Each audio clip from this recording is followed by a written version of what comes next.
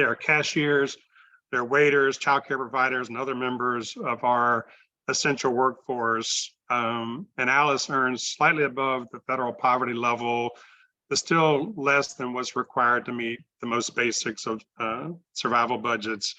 These households are struggling to forced to make some of the most impossible choices every day. And while such hardship is pervasive, households of color in our community are disproportionately Alice. Alice also represents the data reshaping the dialogue on financial hardship and a grassroots movement that is picking up steam across the half of the United States and counting. So we're pleased to say many, many more states are joining the Alice movement. But let's talk a little bit about some trends that we're seeing actually here in Louisiana. And over time, there are three that have been increasing. One is the cost of living has increased more for Alice households than overall inflation is, as measured by the Bureau of Labor Statistics and the Consumer Price Index. Worker vulnerability has increased with growth in low-wage jobs and more fluctuations in hours, schedules, and benefits, while wages have remained stagnant. And the number of households, Alice households, has increased, unfortunately. And while there's been a spotlight on poverty, which has remained relatively flat and is anticipated to drop some in the wake of pandemic aid, the number of Alice households has continued to increase, rising from 22% in 2007 to 33% in 2018. Now, we anticipate the number of households will increase in the next report release as well, which will be coming soon. To note, unemployment, closed businesses, and halted production of many goods and services reduced the income of many of our state's families. The 12% of households on the cusp of the Alice threshold in 2018 remain especially vulnerable. And the number of households unable to afford households essentials has already been growing over time. And that percentage of households below the Alice thresholds increased from 41% in 2007 to 51% in 2018. So how does Louisiana compare to the rest of the nation? In 2018, 51% of the households lived below the Alice threshold in Louisiana. In Alice, in our region, Southeast Louisiana, in 2018, 52% of Southeast Louisiana households had an income below the Alice threshold, meaning they were unable to afford even the most basic budget. The large number of households struggling before COVID-19 crisis explains why the dual impact of this health crisis and economic disruption were so severe for Alice households. Equity is essential to us, and let's talk a little bit about equity for Alice. Creating equity for Alice means illustrating how barriers by race, ethnicity, age, sex, gender, sexual orientation, zip code, health, ability, veteran status, and/or immigration status limit life outcomes, and working to remove those barriers so that all people can participate fully in the aspects of our social and economic systems are imperative for Alice's not just survival, but ability to thrive. Now, through these series of educational sessions that we're offering to you, we strive to recognize and document the role of structural inequities in the lives of Alice families by doing a few things. One, using the best possible data to show where opportunity is and is not available, where it is easiest to fall into hardship, and what structural changes are needed to make Alice individuals, households, and communities safer and more secure. Also, by holding ourselves accountable and taking an equity-centered approach in our work and calling to attention any actions that run counter to those efforts, and being intentionally inclusive in widening the diversity of the network of collaborators in our communities without overburdening any individuals or groups. And equally important, advocating for Alice by providing research and data to inform strategies and solutions to assist those who are struggling financially to make ends meet, and by shining a light on racist and discriminatory practices and policies in order to affect change. And if I might take a moment of privilege here, Charmaine. Charmaine shared a news story that came out recently about murder, suicide that took place in Gretna. And in the story, it referenced financial hardship being one of the most likely causes of this family find themselves in the direst of straits. To me, this suggests that our work in support of Alice is even more important. And it suggests that the work we're doing here today and beyond is actually saving lives. So with the ultimate goal of making sure all Alice households have everything they need to live and thrive in the modern economy, it's incumbent on us to do this, not just because it's the right thing to do, but because it will actually help us save lives. So thank you for being with us today. And I look forward to learning alongside each of you as we go through this series. Thanks, Charmaine.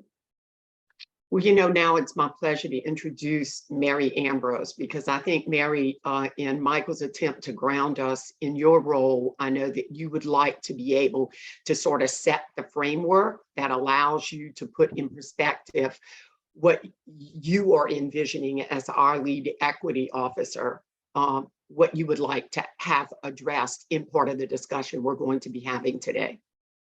Thank you, Charmaine. Thanks, everyone. Let me say I'm humbled and excited about this new work that I'm taking on, along with our community impact work, to lead our equity work internally and externally. And one of the things Charmaine and I have done is make sure that community impact work connects with policy work, and infused in that is our equity piece. And so today I have 3 minutes for us to have a discussion around a question that I have for the panelists. And I'd like to start with Jan and Julie, Maxwell, and Ashley. And then if we have time to get to our internal staff. But so the question for you all is, so often policies are created without community input, causing harm, especially to the same communities that they're intended to help. How are you ensuring you are putting people first, focusing on real people's problems and experiences to uncover and address systemic inequities? So I don't know who wants to take it first, but again, we have 3 minutes, so just be mindful of that. Well, go ahead. I was about to say, I'll start. Hi, Ashley Shelton here with the Power Coalition. Sorry, like I had to come, I couldn't get to my office. And so I was like, let me just stop at the cafe. And so happy to be with you. And I think to your question specifically though, one of the things that I'm really proud of with Power Coalition is that we are committed to making sure that people get to participate in the process. And whether that's sending emails, whether that's having in-district meetings, whether that's talking to us about how we can support you with Facebook ads or, our flyers or push cards, but also too, actually providing support for folks to actually travel to the Capitol. Because what we also know is that if you're in Baton Rouge, New Orleans, Lafayette, you can sometimes make it to the Capitol and get the things done that you need to get done. But if you're in Shreveport, Monroe, the Delta, being able to have access to the Capitol is really critical. And so for us, from an equity standpoint, it's about giving people access and making sure that they can participate in the process, but then also to working with all of our friends on the screen today to also make sure that there's so much education so that they can do the work and the advocacy that they want to do on the issues that they want to do them around. Thank you, Ashley. And you're absolutely right. Access is so important. Who's next? I think Maxwell was next. Sure, I can jump in. I would say that 3 things. First is that all of our policy work is informed by either our clients that we serve or by partners and their members. And so we try and make sure that everything we're doing is informed by people most impacted. And not only are they informing the work that we take on, but then we try and, like Ashley was talking about, make space for them in the actual advocacy work by making sure that there are stipends and travel costs available for people to travel to meetings and attend meetings and actually speak for themselves. And then lastly, I think it's also important that once we, when we do have wins, when we actually pass something, to follow up and make sure it's actually making an impact in people's lives. Sometimes things just go on the books, but they don't ever get enforced. They don't ever get implemented. And so I think that follow up and making sure that we're educating people about what's changed and making sure that they can take advantage of it is really important as well. Thank you. I'll just jump in quickly and just say, first of all, how proud we are to work with the Power Coalition, Fair Housing, and all our other community partners. One of the things we've been trying to do at the Budget Project, we're traditionally a research organization, is really do in-depth qualitative work with people in community to understand how particularly safety net programs are experienced by people who live in them. And we've done this with people who receive SNAP benefits and Medicaid benefits. And we have paid stipends to participants who do in-depth interviews, because we want to better understand how these programs work on the ground with the people who need these services in order to make ends meet every month. And the results of that research we're going to be publishing in the weeks and months ahead. So we really look forward to integrating that into our regular, data-driven policy work that we typically do. So what I wanted to say, I'm a volunteer. IWO is a political organization I belong to. It's not really why I'm here, but I'm here because I'm a part of the Women's Policy and Research Commission. But I am a supporter and a follower of a lot of the organizations that you have speaking here. And so I go out and seek and support organizations that are working with an equity lens, with an eye to community developed agenda and strategies. And I have to rely on them that they are doing this work, and that's why I support them. And in my personal research, I'm constantly trying to educate myself to the things that were never taught to me, that are being threatened now by censorship from even being better taught to younger people, when my generation learned nothing about the history of this country, the history of racism, the history of what has created the kind of economic and climate that we have that is so hurtful to so many people, particularly minorities. So I do that as a volunteer, and I do that through my support for organizations that are just terrific. Thanks. Thank you all for those great examples. And I love that you all are applying, supplying people with stipends, because so often we take from communities and we don't give back. So I'm just really excited. I think we have exceeded our time, so I'm going to give it back to Charmaine to keep us moving. Thank you all.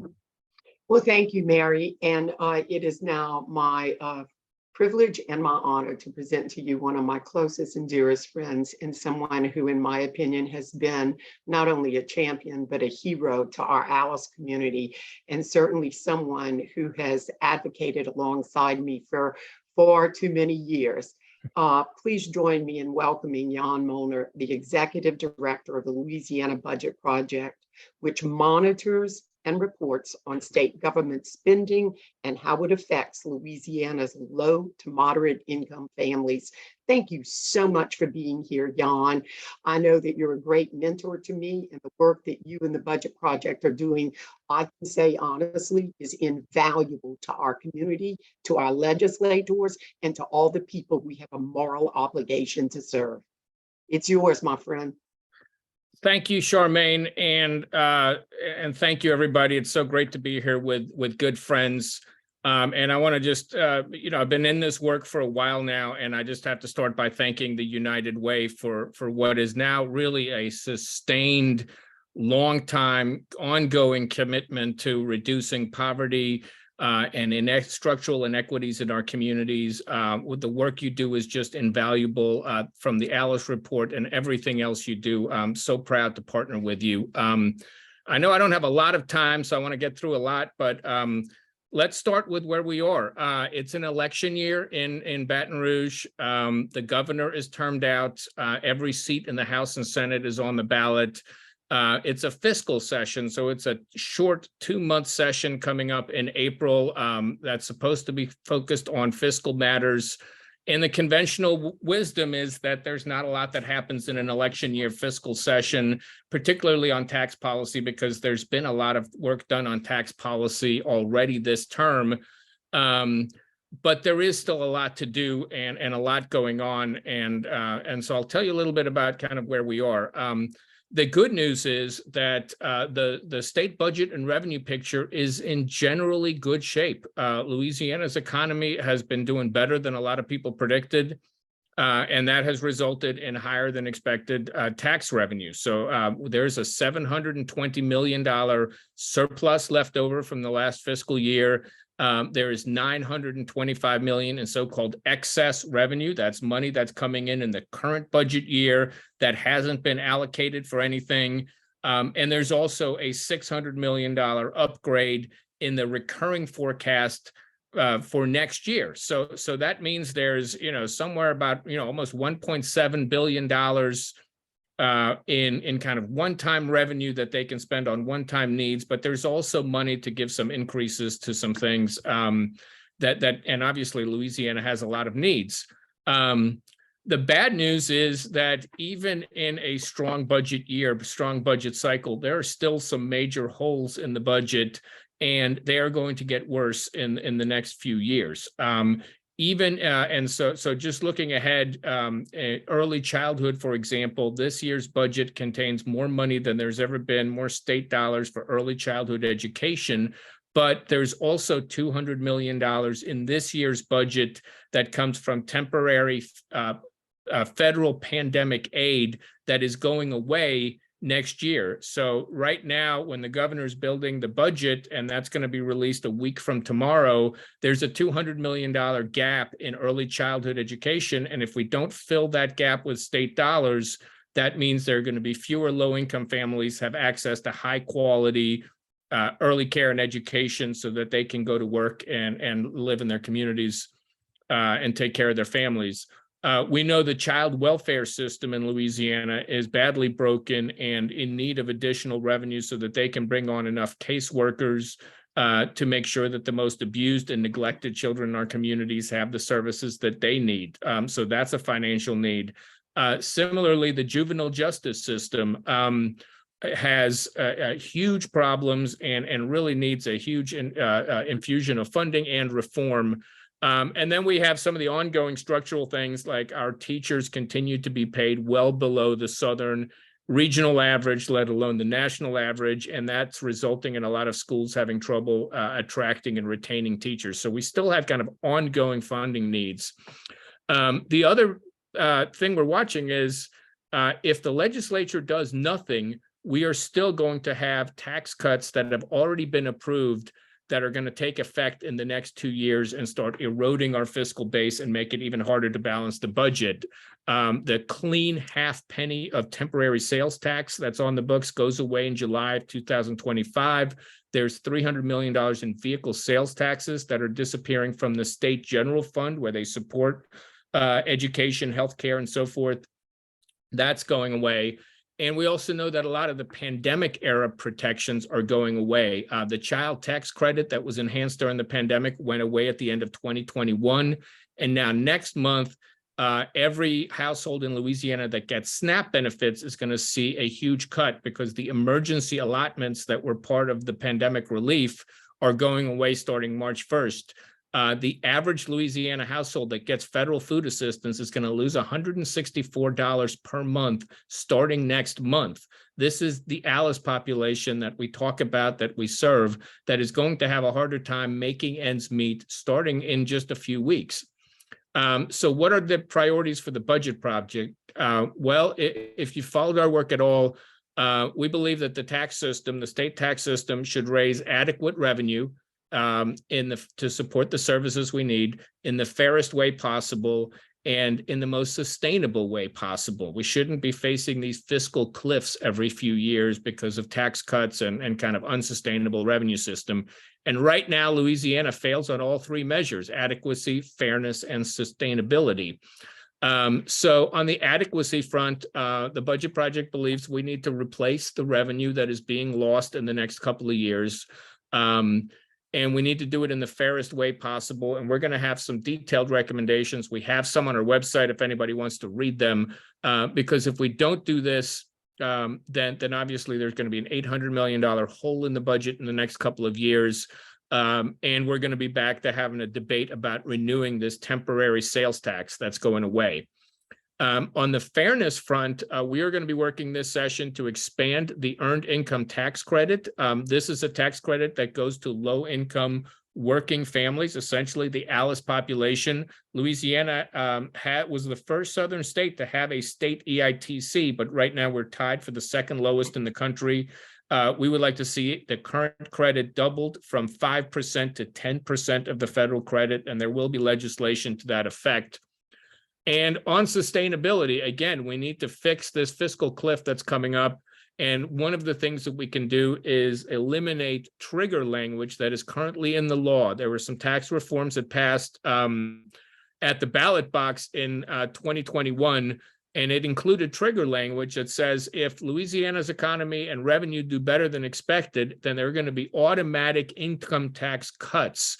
And we think that's bad policy, because if the state does better than expected, we should be able to use some of that revenue to pay our teachers and to address some of these problems.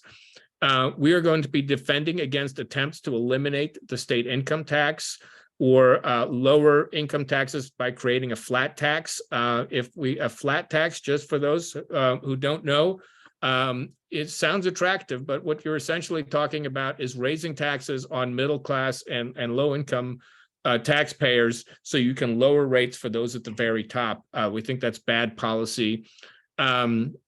Again, use the available revenue on hand to address the deficit, the shortfall in early childhood education, child welfare, and teacher pay. And as Charmaine so ably put in a letter to the Times-Picayune this week, some of the excess revenue should go into the early childhood education matching fund, so that the state has enough money on hand to match the efforts being done in the local level in New Orleans and elsewhere around the state to add affordable early childhood seats. The other couple of perennial things that we'll be working on, we're always going to be working to establish a state minimum wage. Louisiana is still one of the 5 states in the country without a minimum wage law on the books. And we are going to be working hard to protect Medicaid when the wind down begins. Okay, I think I'm at time here. But anyway, the Medicaid, people on Medicaid have had protections in the state has not been able to kick anybody off the Medicaid program since the start of the pandemic. Those protections are ending starting April 1st. So a lot of people are in danger of being disenrolled from the Medicaid program if they maybe made a little too much money.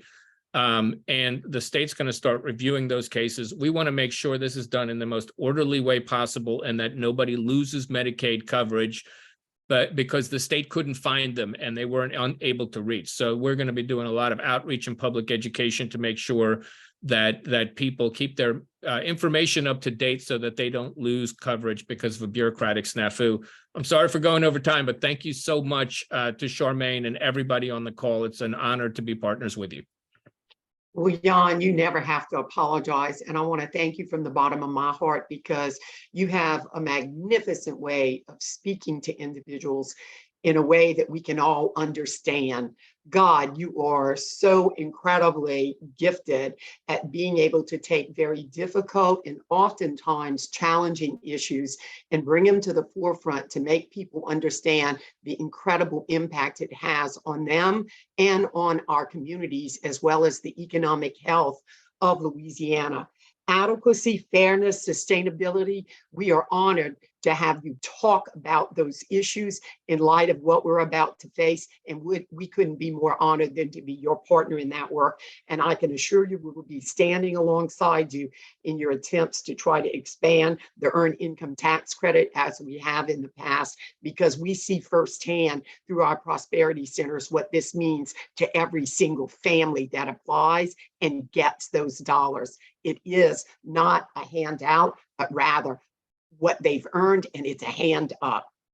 So I'm now delighted to introduce to you our second presenter, and my good friend Julie Schwam-Harris has helped to organize the legislative agenda for women as a coalition which advocates for issues related to women and families, predominantly at the state legislature. I do want you to know that I am honored and privileged to serve on the Louisiana Women's Policy and Research Commission alongside Julie Schwam-Harris, who was appointed by Governor John Bell Edwards to the commission, and her voice, along with her expertise, is just invaluable to us. So Julie, this is yours. Take it away. Thank you. So I I'm here to talk about economic security because since I retired from city government 16 years ago, I have spent a lot of my time, as Charmaine mentioned, advocating with various organizations and coalitions and as an individual for policies to make Louisiana a better and safer place for people to thrive, and particularly women and their children. Most of us on this call, we're pretty economically secure. If you're here, it's because you're either working for a company or working for a nonprofit that either is paying you to be here, to learn, to be a part of this work, or you are giving up your personal time to be a part of this work because you care and you want to affect what is happening in this state. And besides donating, which many of you maybe on this call have done to United Way or other organizations here, you know, what can you do? Well, what you can do is you can advocate, whether you're an individual or if particularly if you are a business owner or part of a profession or a business, your voice is really important to talk about what is actually at the root of the problems we face in Louisiana, and what is actually going to change the way that things are happening in Louisiana. So as Alice shows, not all of Louisiana is secure as we are. Whether we're retired or working, they aren't as secure as we are, and they are living paycheck by paycheck. And the thing is, it's frightening and it's stressful. And I want to talk about stress. I read the announcement that United Way is going to partner with Whole Health Louisiana to prevent and address impacts of trauma on children. And there are a lot of things that can cause trauma to children, but poverty and financial hardship are at the root of much of the trauma that children face. It hampers them medically, physically and mentally. It hampers their learning capacity. It hampers their behavior. And we expect good behavior of children so that they can stay out of the criminal justice system. And it affects the physical and mental health of their parents, taking care of them, their family members as well. And stress, a lot of stress releases, I got to give you a little science lesson. It releases hormones we don't control.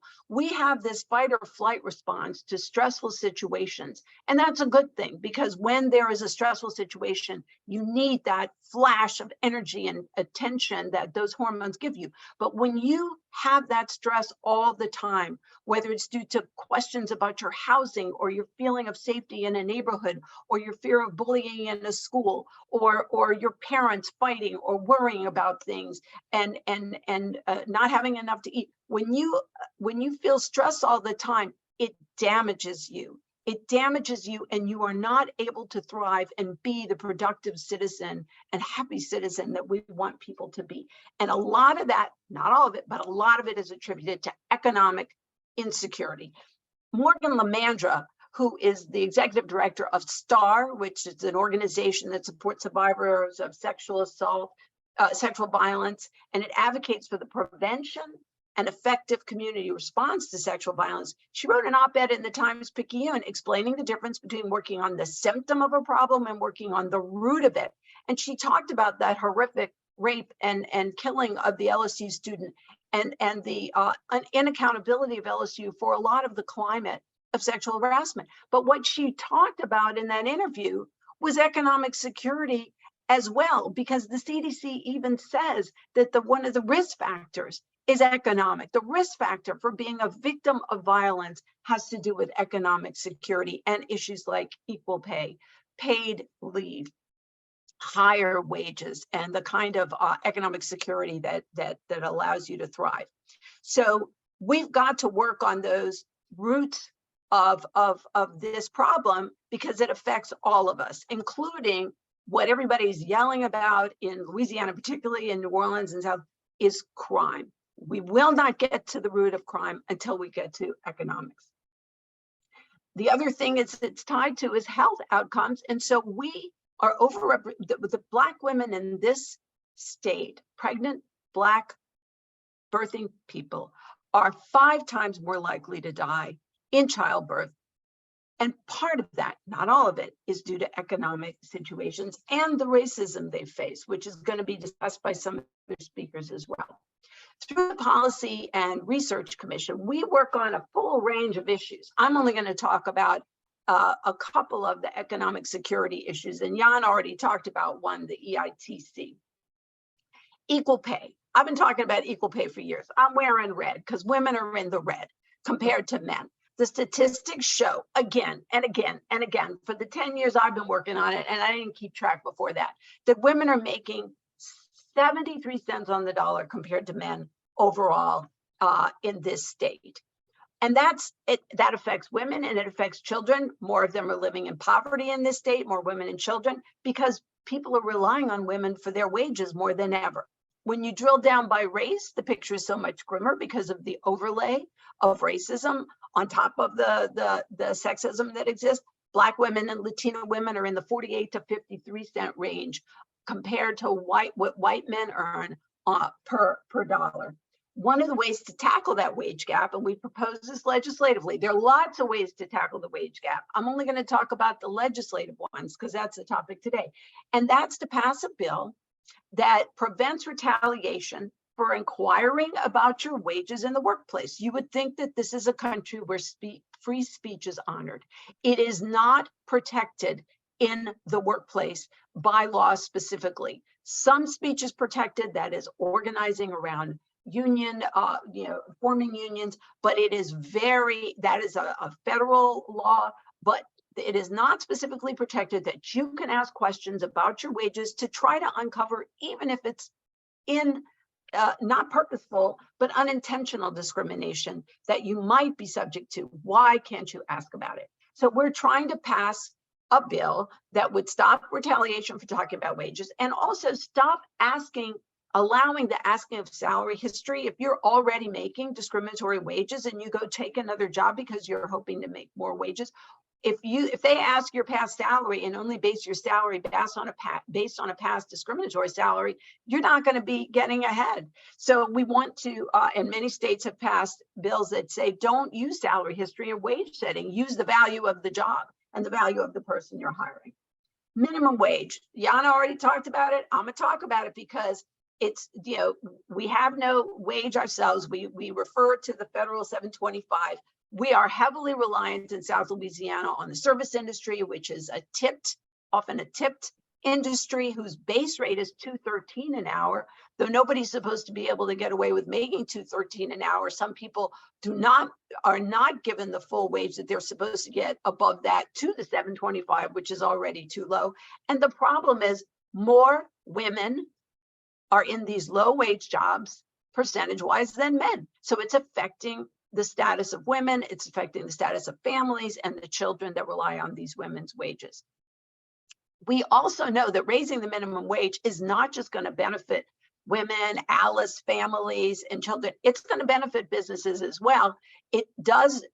There are studies that show the higher wages increase productivity, it increases improves customer service, and it stops the costly turnover of employees when you show that you value them. And we're constantly fighting arguments. Let the market handle it. I'm sorry. This country does not let the market handle business. We have tax breaks, we have tax incentives, we have all kinds of things that are skewed beyond the market to help businesses. What we need to do is help working people with appropriate policy that says basis for which you have to have a certain amount of wages, a certain amount of benefits. And I'm going to talk about paid leave in a minute. And that is not the market. The market will get to the lowest amount it can bear. And that is not what we need in this state, because that's where we are right now.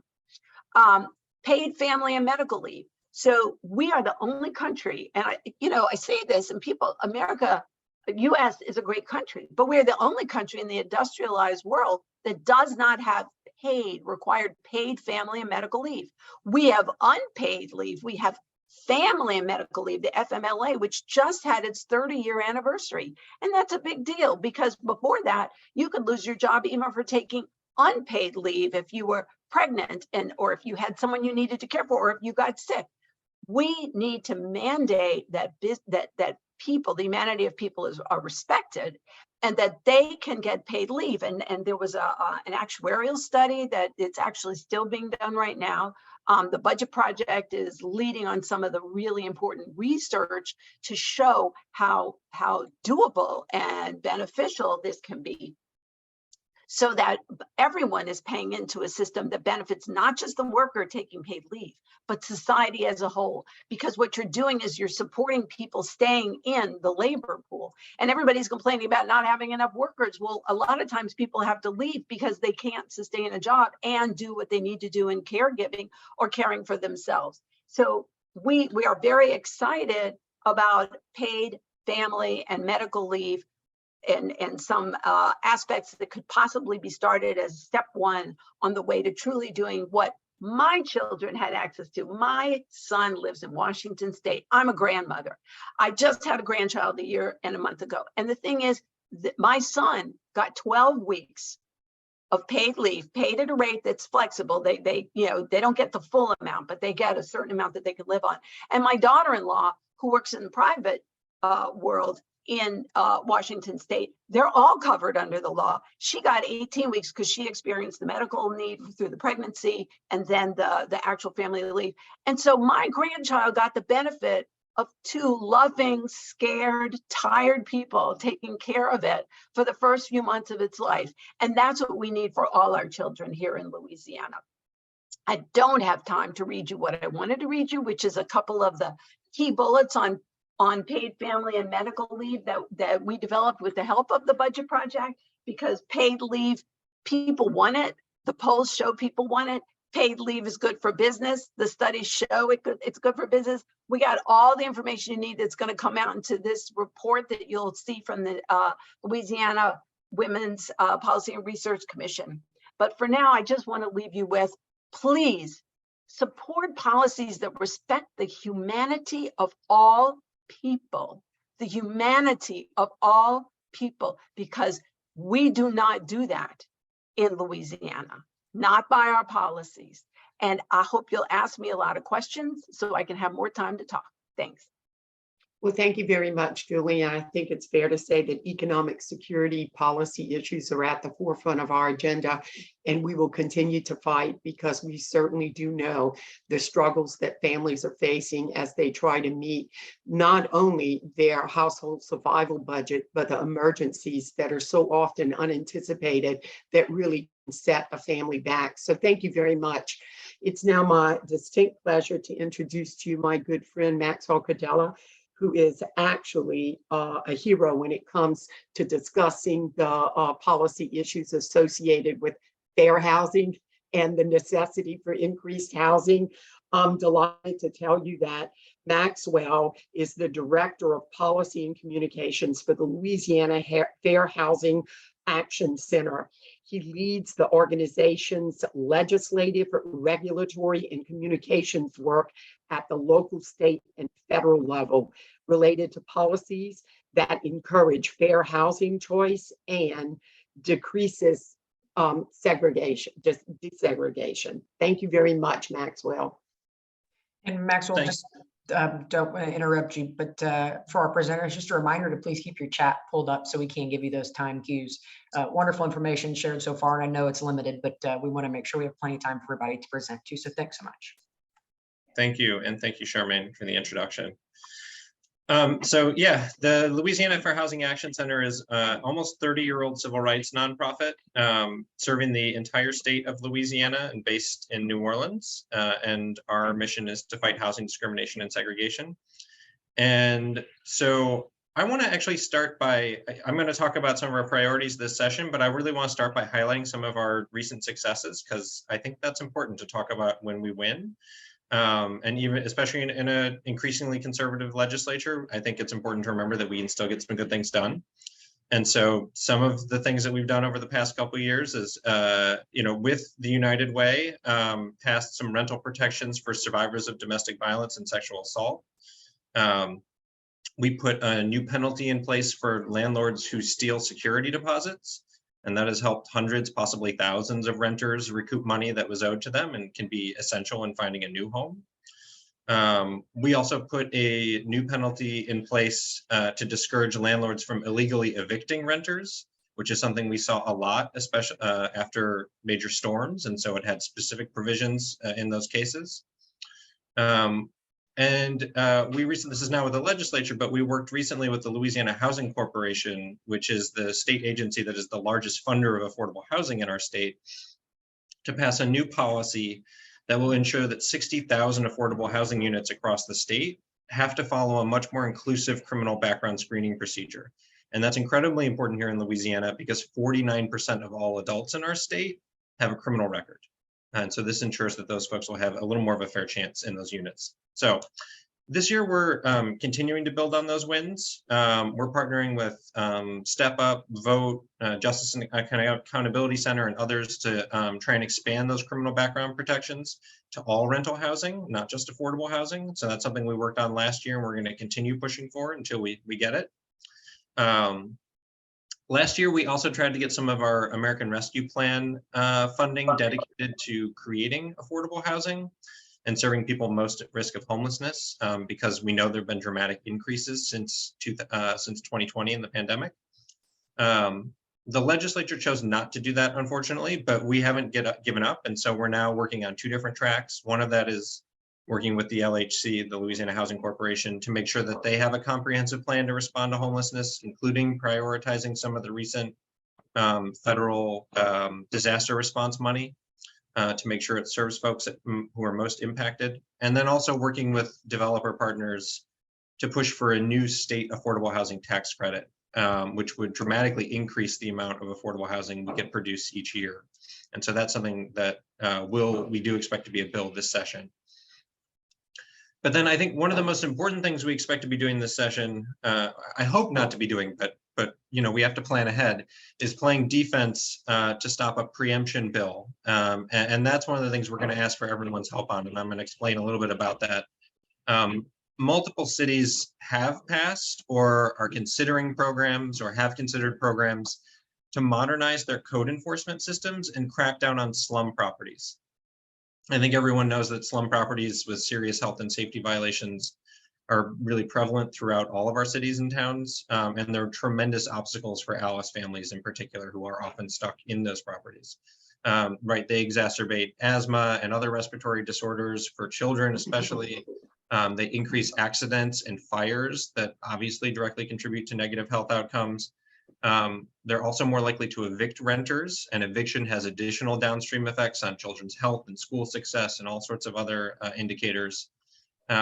And then the cycle of evictions at these properties also degrades trust between residents and can create more opportunities for violence in our communities. So for all these reasons, this is a huge priority of ours. And the programs that I'm talking about that have been implemented or that local jurisdictions are looking at often have rental properties registered with the city, so the city knows who owns what and who's responsible for the violations. In some cases, they protect renters from retaliation when they request repairs or call in complaints. And when they follow national best practices, these programs also create proactive health and safety inspection systems, which is sort of what we do with restaurants where they have to get inspected regularly. So just to give you a sense, Alexandria looked at this in 2019, Shreveport introduced an ordinance in 2021, New Orleans passed an ordinance last year, again with the help of the United Way and many of the other folks on this call. Monroe is working on implementation now. So this is happening throughout the state. None of these include the full best practice of proactive inspections, but they are an important start, and we don't want to have our momentum squashed by the legislature. Like, most importantly, this is a local function, and honestly, the state legislature should have no business regulating how local jurisdictions take care of their people's health and safety in their homes. So all of these efforts that are happening at the local level has received a lot of attention and opposition from landlord and realtor lobbies. And so we obviously always pay attention to that and prepare for the fact that they might try and file preemption bill that could repeal existing laws or forever lock in place our existing failed code enforcement systems that have made our state somewhat of a safe haven for slumlords. So we're going to need all the help we get. We're going to be watching out for any preemption bills, and we'll keep everybody in the loop about all of that, because that is going to be one of our top priorities. So thank you all for giving me a chance to talk about that. I'm going to drop our website in the chat too, which is where people can sign up for action alerts about these things. So if anyone wants to keep up with us, they can do that. So Thank you. Well, thank you so much, Maxwell. You're a trusted partner and a strong voice. And I can tell you in so many of the community conversations that United Way has hosted throughout our 7-parish region, we have heard from so many of our Alice families that affordable housing is in crisis right now. And we must do all that we can to ensure that our vulnerable families always have access to meet the kind of quality housing needs that they must have in order to thrive. So we want to thank you so much for all of your leadership and the tremendous work that you are doing. We are proud to be your partner. It now gives me great pleasure to introduce a superstar, my dear friend, Ashley Shelton. Ashley is the founder, the president, and the CEO of the Power Coalition, a statewide 501c3 table in Louisiana. The Power Coalition uses a broad-based strategy that combines community organizing, issues advocacy, and civic action, all while increasing the capacity of community organizations throughout the state to sustain and hold up their work. Ashley, it is just a tremendous honor to have you joining us here today. And so now the floor is yours. Thank you so much, Charmaine, and thank all of the panelists. And I'm excited to be here today because I think that for me, this session is really about like moral imperative keeps coming to mind when I think about all of the things that I've already heard from our partners and from other, and from other groups that are working on the ground. Max is absolutely right. Power Coalition is also committed to working with organizations that actually develop their policies from directly impacted people because, the people closest to the problem or closest to the solution. But I want to talk to you guys about some of the things that are on our priority list and keep coming up. One is juvenile justice. We heard about several folks mention the juvenile justice issues, like the stories that are coming out about what's happening within our juvenile justice facilities, and certainly our young people that are at Angola. There is just a crisis at, within the juvenile justice in Louisiana, and we've got to address that. And Jan spoke perfectly to the fact that we've got to take some of these dollars and put it into juvenile justice so that we can create more facilities and better care for our young people. It shouldn't be that, we read on a regular basis in the newspaper that children are being abused by staff in facilities. They're getting paid with taxpayer money to abuse, children that are, having issues. And just because you're in a juvenile justice center does not mean you're not a human being and that you don't deserve true care, and that we would be, presenting these kids with more opportunities for harm. Also too, we've been working on voting rights. We passed a voting rights, a study resolution to look at voting rights for our disability community. More than 30% of voters in our state are disabled or have some type of disability. And currently, if our election administration in the state of Louisiana, we are not supporting them. We are not providing the kind of access that they need, and whether that's clear signage, our parking, where anyone within a chair or a walker or needs assistance can actually reach the polling location, ramps that actually work and isn't just a piece of plywood thrown on the ground. All of these things that we take for granted. Also too, people are supposed to be able to puff in what they call puff and straw, the straw and puff. Like they're supposed to be able to use their straws and be able to vote. It is everyone's right to vote in private. It is every single voter's right to be able to vote in private. And so tomorrow, there's a task force meeting where we will be coming up with recommendations and trying to move some policy this session to address that. One of the other big topics that's been coming up is that Louisiana is the worst place in the country for women. And we've heard the data time and time again. The Alice report every single year codifies what we know about what's happening to women in our state. And so for Power Coalition, it is about supporting Jan and them to expand EITC. It is about, bringing minimum wage legislation. And even if we can't get the votes we want on these things, even though I think we can do EITC. Minimum wage may be a little harder, but if we can get it out of committee and get a vote on the floor, then we can actually hold these folks accountable And we can actually use it as we go into election season so that voters understand how these elected officials have voted in the past as they make decisions about the future. And one thing that we learned this last election cycle is that, you know, pocketbook politics is back, right? Like that there used to be so much partisan politics involved that you couldn't really get to the heart of the issue. But people are clear that, you know, like there's no room to not talk about the economic impact of these things on them and their families. Maternal health, Julie talked about that. You know, Black women are dying disproportionately in Louisiana more than anywhere else in the country. And it's not just economics, it's also because they live in rural communities like the Delta, where a lot of maternal death happens. And it's because they have to drive 2 to 4 hours to receive medical care or access medical care. And so there's also an issue of like, how are we thinking about expanding things like federally qualified health centers? How are we thinking about infusing dollars into expanding state hospital and medical infrastructure that was closed down in previous administrations? You know, also too, looking at, environmental justice and climate change. You know, this has been a big issue for us this year. It's been coming up time and time again. And we are looking at, Cleo Fields has a bill that we'll be supporting around enforcements around emissions. So to Max's point, we have lots of laws on the books, but we don't actually have enforcement of those laws. And so that is where, we've got to do some work to create another bill to force them to do what is already on the books to do, both at the federal and the state level. And then also to investing in renewables. And, and I think that one of the things that, I wanted to also leave with, because it was an important issue this past election season around the constitutional amendment on slavery, again, moral imperative comes up for me. The voters were confused. It was a lesson in how much people didn't understand about our current system and what's happening to people. And, and I think that the vote on that amendment clearly showed that folks are looking for a better understanding. They need more education about how Louisiana works, what actually we have the opportunity to do and change in real time. And that, and if the answer is that voters are like, no, like we want to stop all of these practices, then let's create a constitutional amendment to stop all of these practices.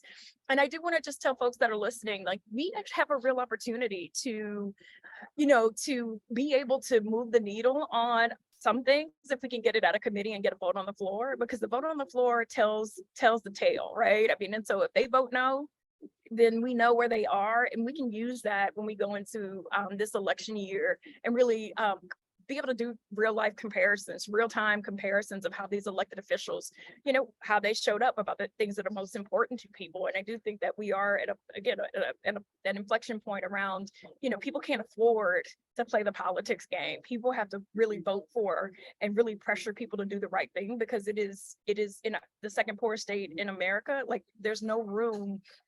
No room. And so last thing I'll say to you around criminal justice, we cannot, ignore that like this crime spike just came out of nowhere. It came from COVID and people not being at work for 2 years, the service industry, being, decimated by that experience.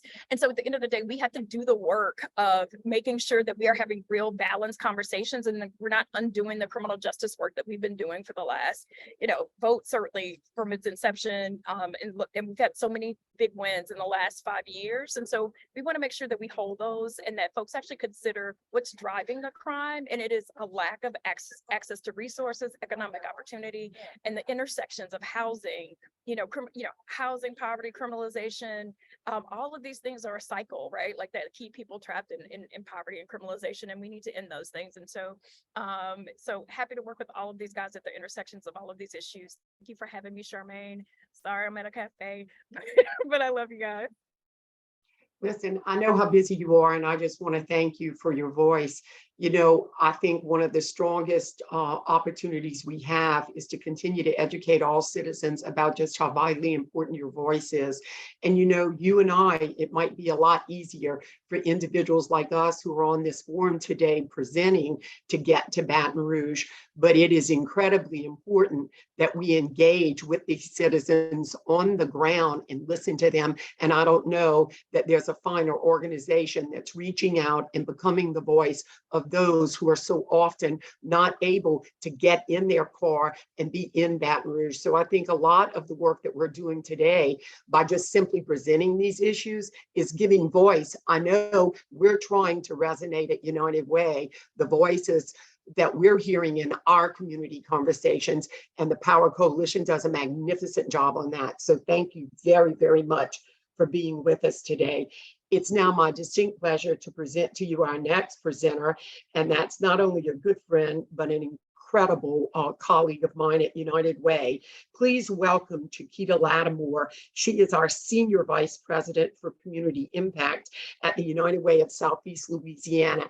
And it is thanks to her incredible leadership and her bold vision and her passion that we have created the prosperity centers that are now flourishing, not only in New Orleans, but in St. Tammany Parish. So Chiquita, it's now yours. Please present. Good morning. Well, it's afternoon. I apologize. Hi, Ms. Charmaine. Thank you for having me. I asked Kirby to show a video before we get started.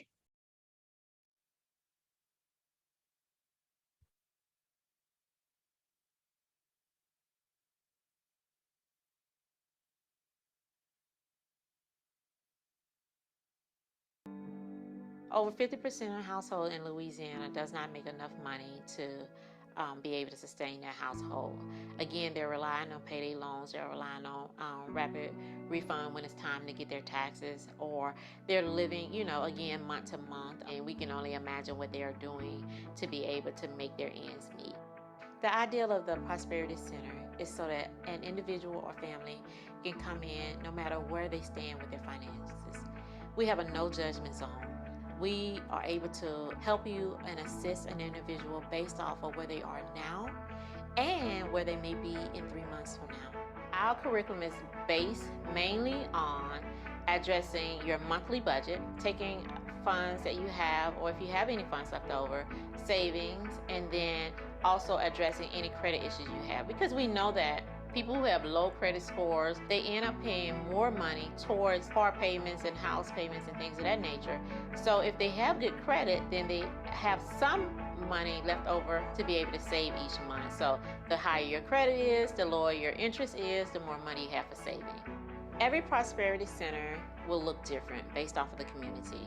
But some of the services that Prosperity Center offers are financial education, financial coaching, financial counseling, credit building, workforce development, soft skills, access to affordable financial products, access to federal and state benefits, free tax service assistance, incentivized savings program, and asset ownership programs. Again, the whole idea of the Prosperity Center, or the one-stop center, is to be able to address a person's financial issues or financial goals in one place instead of sending them to multiple organizations. Let's see how we're better able to help you and how we can help you get on track. So we may start with that one initial conversation, and then they're with us for a whole year, and it is amazing just to see how one thing can change a client's life. Since opening the Prosperity Center 4 years ago, United Way has been successful with their partners in putting back over $100 million into the community. That's from preparing free tax returns, EITC credits, as well as the IDA project. We've seen over $13.5 million be returned back into the community from home ownership alone. One family achieved success, and then they're telling their friends, they're telling their neighbors, and then they're also coming to the Prosperity Center. So then that's how you begin to build a community that is strong, a community that is financially stable. And that brings such pride to us, but it brings hope too. It brings hope to the community that we're beginning to see a change. It brings hope to that family. And knowing that that's something that you have played a part in that, I can't even explain the feeling that I get. So I look forward to seeing us grow throughout the state of Louisiana.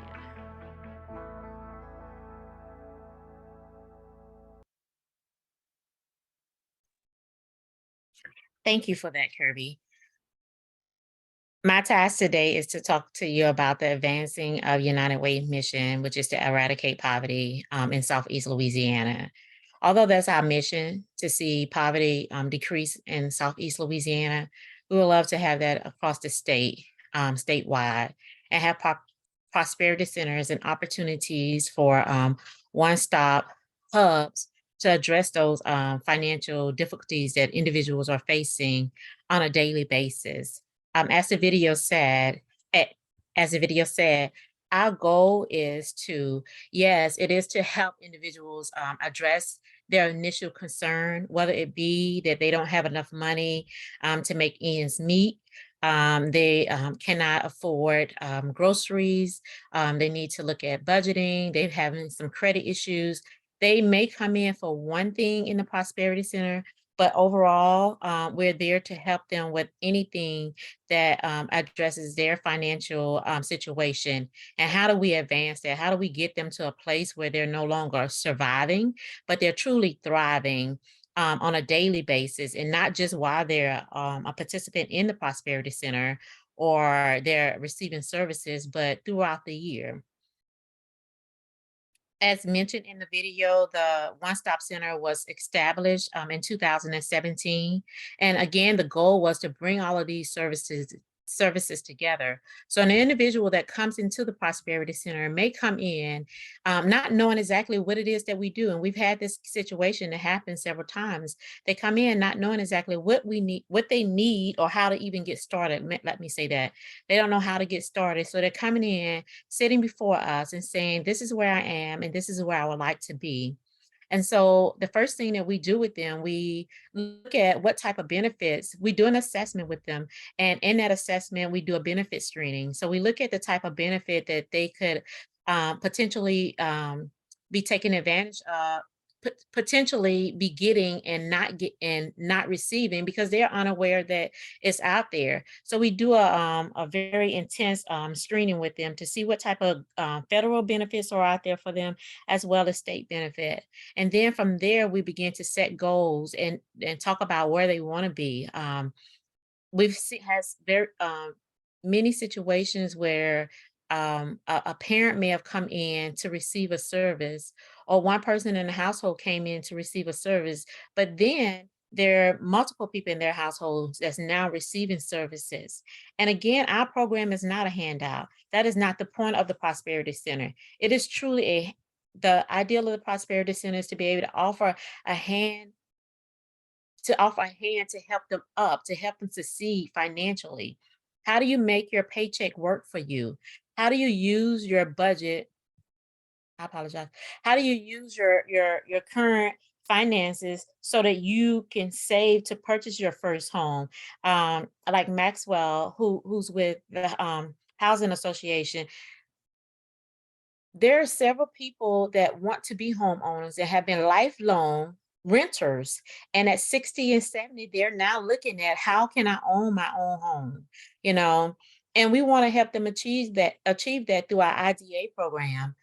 We have other who, when Twanda talk or Jameen speak later on, may speak about the reentry citizen who may have been in and out and haven't filed taxes, but now at a place where they can file taxes, and having that free service, that free tax preparation service there for them. It alleviates so much stress when a family don't have to pay $300 and $400 to have their taxes done, or someone don't have to continue to get payday loans because they can't figure out how to make their ends meet without the payday loans, not knowing that they're really putting themselves more in debt. That's what we're there for, to talk to them about those situations, and then to come up with a solid plan to guide them out of that. One thing at the Prosperity Center we do not do is that we don't make decisions for you.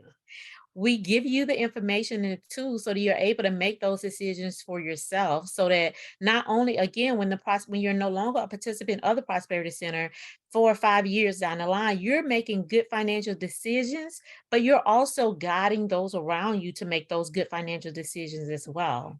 So I want to make sure that I am covering, and I apologize, Ms. Charmaine. Yes.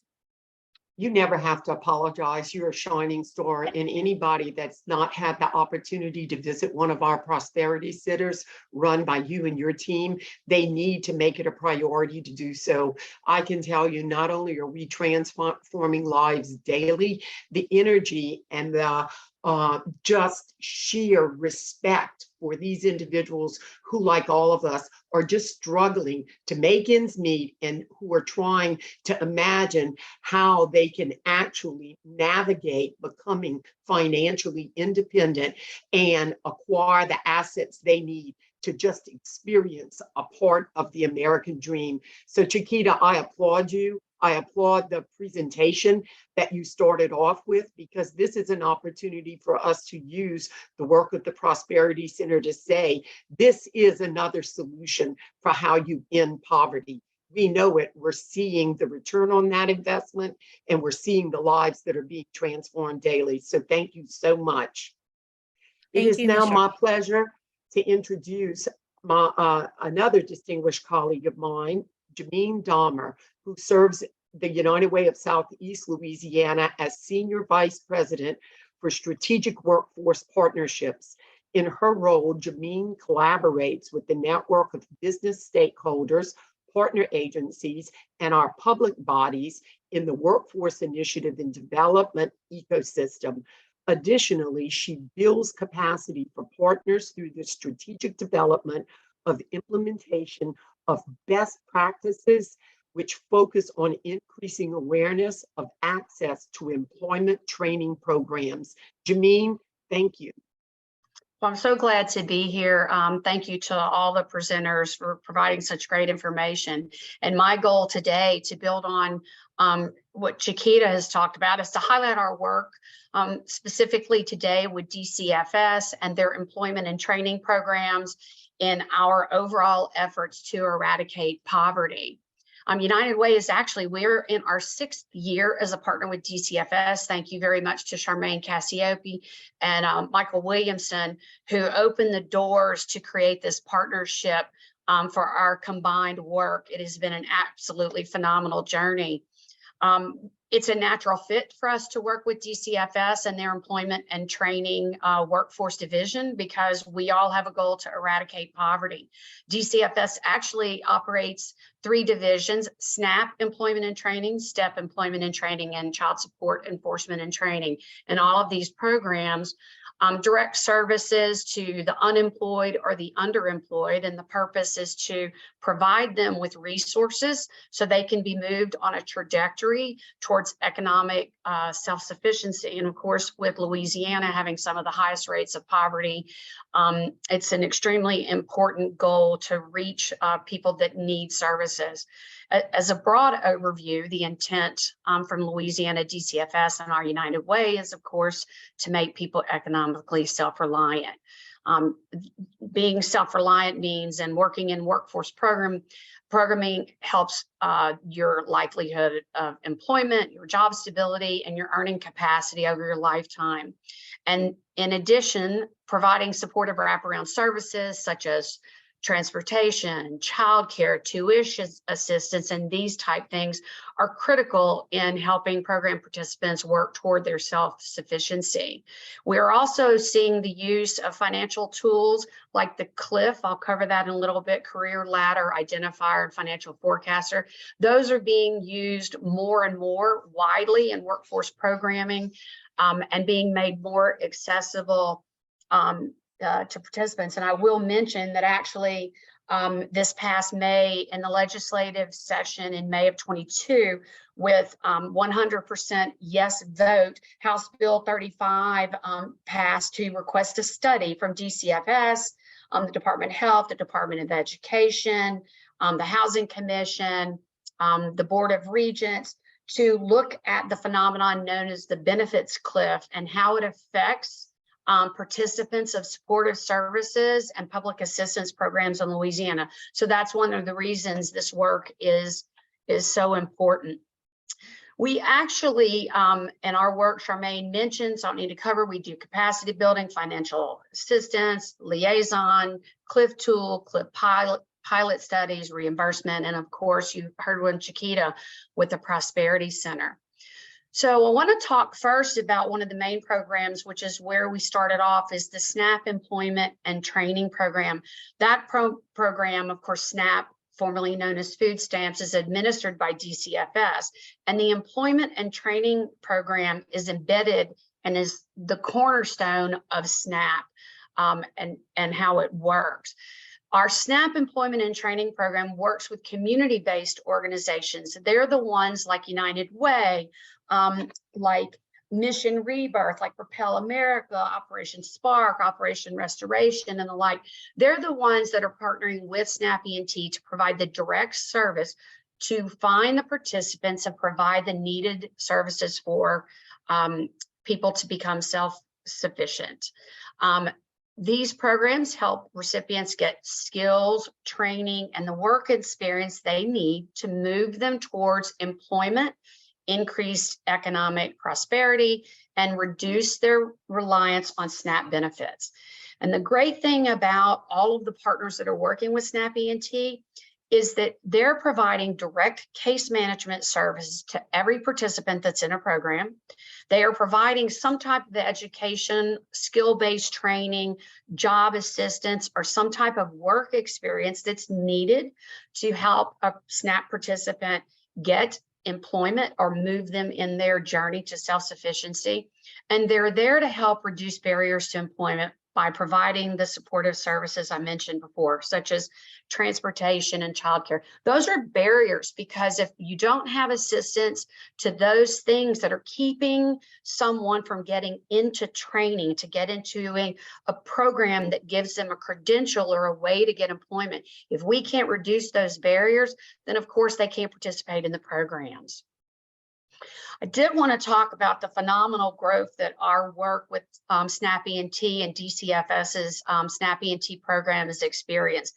It started in 2016, and the state started with only 2 providers and 1 full-time person.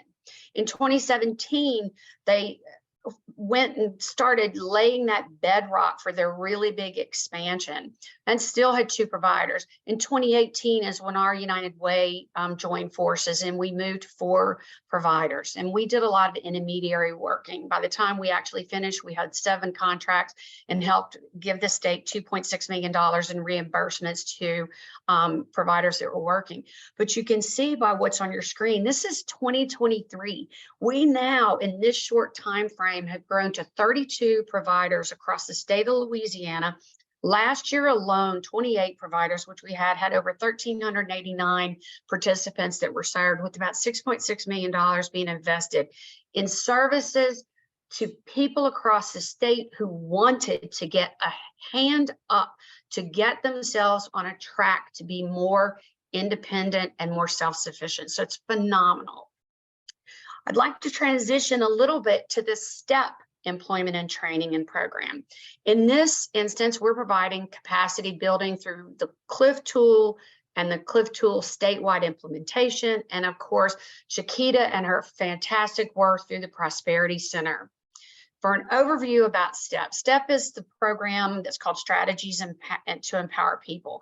And their goal is much like every single employment training program in the state of Louisiana with DCFS. It's to provide opportunities for work-eligible families to become self-sufficient. And it deals with participants who are in the FITAP universe, meaning they are receiving family independence and temporary assistance funds to help them. And this money is spent to get job training, employment, supportive services. The way they do this is to make sure that everyone that's in FITAP, that's a part of the STEP program, they are actively and universally engaged in activities designed to transition them from receiving cash assistance to becoming self-reliant. They also, through the STEP employment and training, those participants also receive case management services. Those are provided directly by DCFS STEP coaches. They're the ones providing the direct services, in contrast to SNAP ENT, who are utilizing pilot partners to do it. They are also providing supportive services, again, such as childcare, transportation, eyeglass, hearing aids, and those type of things. Specifically and quickly, I'll talk about the CLIF. We served with DCFS as a part of their CLIF pilot, whereas we were determining how we could use CLIF as a tool to have our coaches use this tool with participants to find out the effectiveness of the CLIF tool and how it impacted someone receiving and working in one of these programs, receiving training and conversation about what a career pathway could look like. We also looked at the usability of the tool in case management, and I will just cut to the chase. It was extremely successful, so much so that we have now moved into a statewide implementation plan, and we are currently working on how we implement the CLIF tool with every step region across the state of Louisiana. So CLIF, what is it? It's called the Career Ladder Identifier and Financial Forecaster. The CLIF tool helps case managers assist a client in creating individually customized job stabilizations and or career path conversations. It's an informational dashboard. It shows how changes in income along your career path impact your public assistance. It can also help you talk to a person, and it can say, how does your increased job prospects look, and what kind of income can you expect to have, and when would your benefits fall off? And it uses real-time employment data to do this.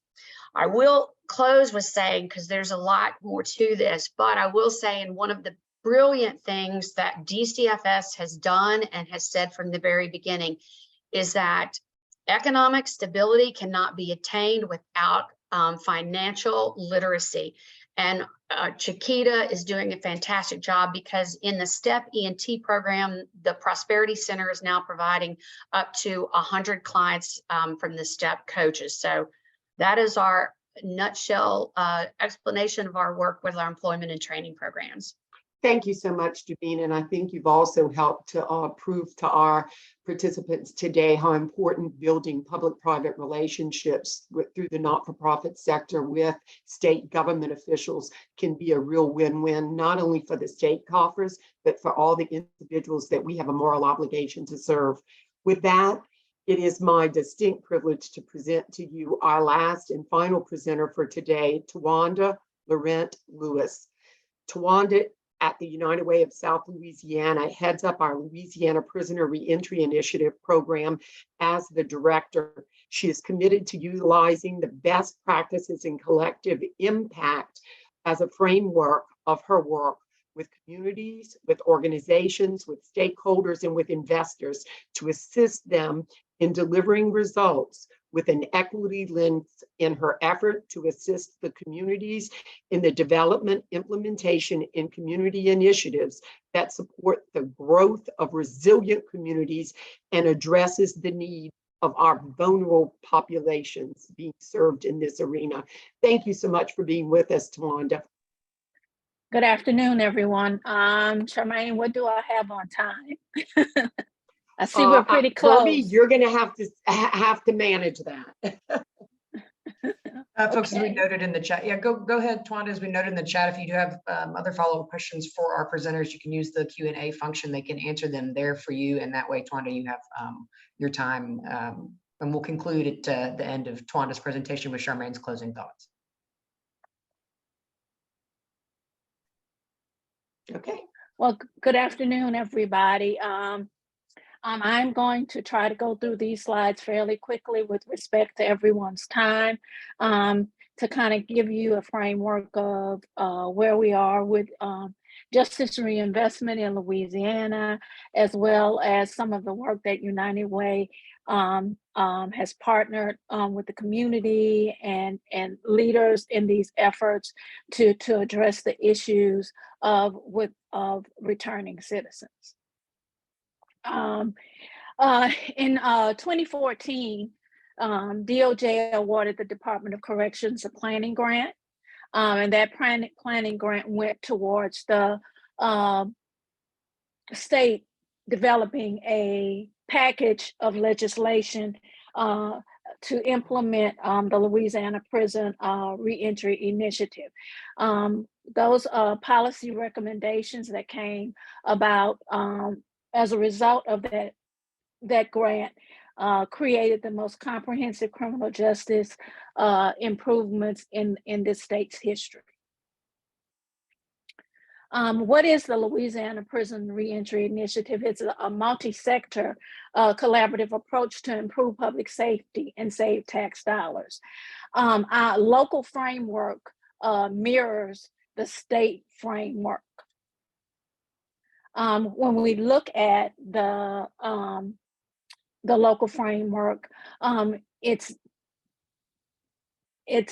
structure is based on a multi-sector collaborative approach to improve public safety and save taxpayer dollars. We look at coalition building, we look at developing continuums of care, and we also develop advocacy to address systemic issues and those local issues that impact our returning citizens as they reintegrate back into their local communities.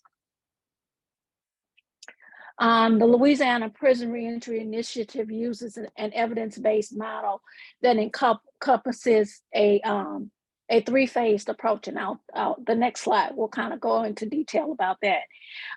This three-phased approach is designed to reduce the probability of moderate to high risk justice involved individuals from recidivating. And the reason why we looked particularly at moderate to high risk individuals was because those were the individuals that we found that were cycling in and out of our correctional system. And it was because a lack of a comprehensive continuum of care that addressed the challenges that caused them to be engaged with our criminal legal system. Also, LAPRI supports justice involved individuals while they're in the facility and as they integrate back into the community. So we start working with them in our programmatic piece with them while they are incarcerated, partnering with the current reentry programming that they may be receiving while they're incarcerated, looking at how we can align a case plan that we can implement to help them as they transition from the facility and reintegrate back into the community. These are the three phases that I've referenced in the previous slide.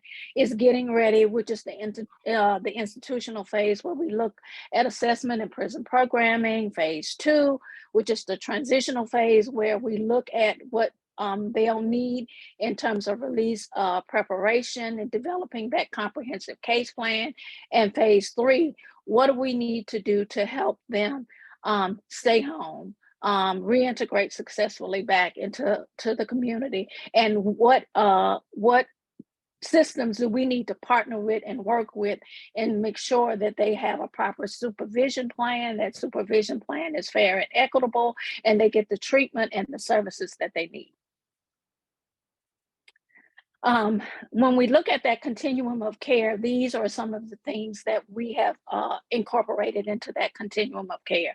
And I'll just hop around and get the big ones: housing, legal services, transportation, behavioral health and addiction services, employment and support services, financial capability services, comprehensive case management. Those are some of the things that we look at, making sure that our clients that are enrolled in our programmatic piece have the opportunity to access those services, and those services are delivered with quality to ensure that they are able to successfully reintegrate back into their communities.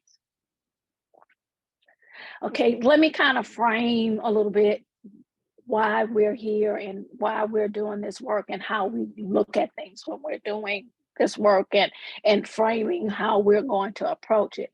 As we know, the U.S. has the highest incarceration rate in the world. Oklahoma, Louisiana, and Mississippi hold the highest incarceration rates nationwide. And Now Louisiana is number 2. For a long time, we were number 1. So now we're at a point that we're switching back and forth with Oklahoma and Mississippi. And of course, we know that in U.S. Prisons, racial disparities persist. Pre-pandemic projected release and recidivism rates. In 2018, there was a projection that over 17,857 individuals would be released.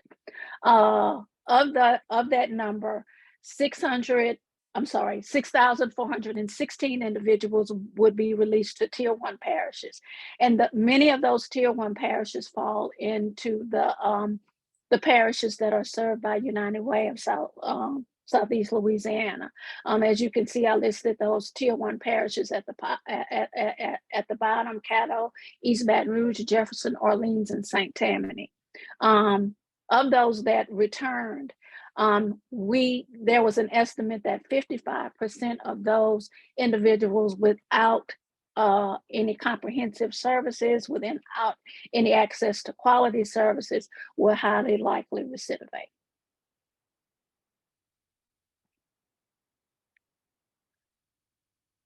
Looking at the last quarter of 2022, I can't see that top number.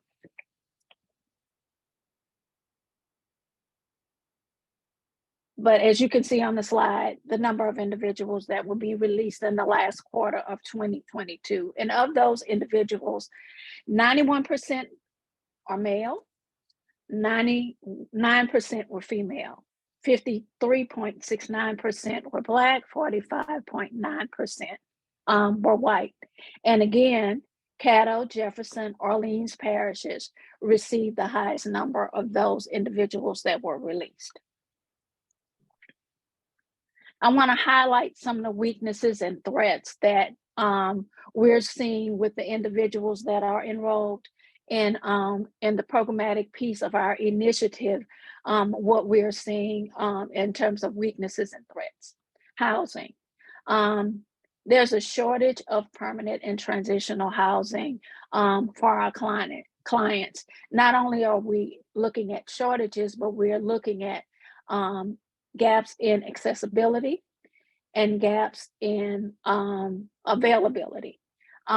Accessibility in respect to many of the parishes that we serve have ordinances that are set up that prevent providers who are interested in implementing transitional housing programs in certain areas are not allowed or given permission to do so. Behavioral health, as we know, is in crisis across the country. It also impacts returning citizens. We have a challenge of finding adequate and quality mental health and addiction services for our clients.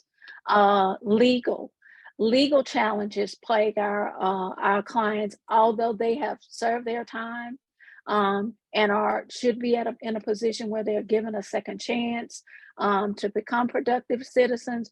We still see our clients are plagued with such issues as child support and fines and fees. And when you start talking about economic stability, when you're plagued with debt, and you are recently released, you don't have a job, you have not been able to access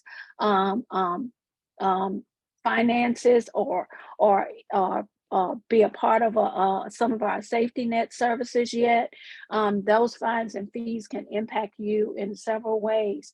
Some of our clients have seen that it has impacted their ability to get a license. Others that have become employed have seen their wages garnished because a debt is present that they cannot even foresee how they'll be able to manage or clear up that debt. Employment, a livable wage, earning a livable wage, education, training opportunities. Those opportunities being available to our clients, both pre-release and post-release, post-release. And we're talking about a standardization across the board of what that education and those training opportunities look like. Because in each facility, it may look a little bit different and not necessarily be at the quality or at the level that benefits our clients. Transportation, we know particularly in rural areas, our clients face considerable hardship in terms of how to get from one place to another, how to be able to get to services, to appointments, and that those safety net programs being available to them, and being able to offer them the financial support until they're able to be able to afford just those basic needs of housing, of food, those basic needs that everyone needs to be able to survive. One of the things that I do want to say, and that's the end of my presentation, I do want to remind everybody, I know that we've talked a lot about women and children, and women and children and the issues and the challenges and the threats to women and children have been critical, not only in Louisiana, but I think worldwide.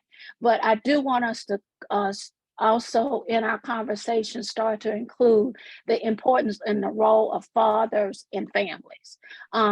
We don't think about all the time when I look at the news and when they start talking about men, and particularly men of color, portraying them as perpetrators, unless we're looking at media coverage around the threat and the victimization that they face sometimes at the hands of law enforcement.